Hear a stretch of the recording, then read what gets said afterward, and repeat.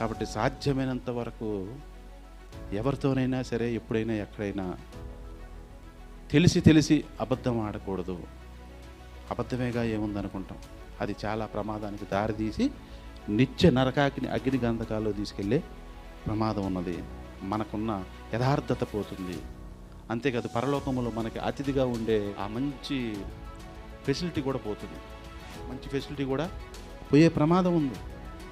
కాబట్టి అబద్ధం ఆడేది ఎవరంటే దుష్టుని సంబంధులు.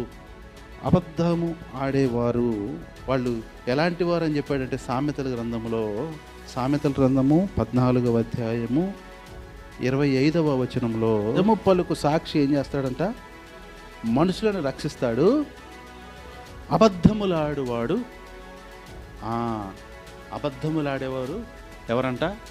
ఒట్టి మోసగాడు.